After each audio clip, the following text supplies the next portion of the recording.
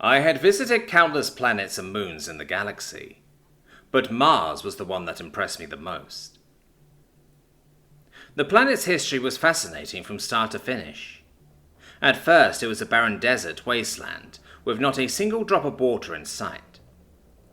But the humans' home planet, Earth, was slowly destroying itself from overpopulation and lack of resources. So the humans, who had not yet developed any kind of long-distance space travel, began colonizing it. Within a few centuries, it was fit for life. Then history repeated itself as the planet slowly tore itself apart. The Terrans abused the little resources the planet had to offer, and it was soon a massive slum that humanity would use as a place to dump their garbage and even lower-class citizens. Eventually, the population of Mars grew tired of being used as a giant trash can, and fought for their independence with the rest of the humans. They had little fight to put up, but the other humans, who could have easily incinerated the entire planet, decided to have mercy and move on, having already developed space travel advanced enough that they could explore outside the confines of their solar system. With the help of funding and volunteers from other species, Mars grew into one of the most beautiful planets in the galaxy. The idea was to transform the Mars into the incredible world Earth once was in the early days of humanity, but it grew even bigger than that.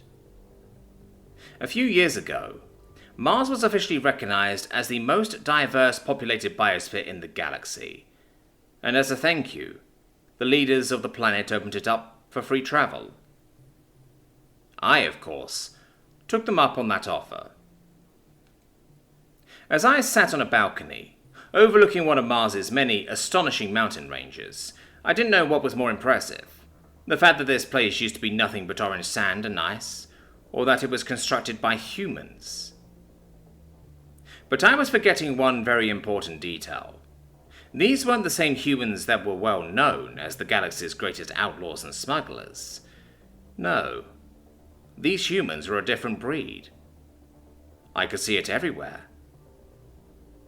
As I walked through the streets, I saw one of the ape-like creatures, a particularly big one at that, playing some kind of game with a dozen or so children from a species I didn't recognize. I spotted another one offering flowers to visitors as they passed by, and he wore a giant smile on his face that was so genuine that I couldn't help but grin a little myself. Even without the mind-blowing landscapes, the enthusiasm of the inhabitants alone made it beautiful enough to make this the most incredible place I had ever been to.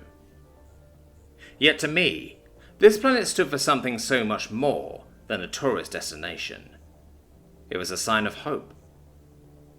Perhaps there was some good left in this war-torn species, after all.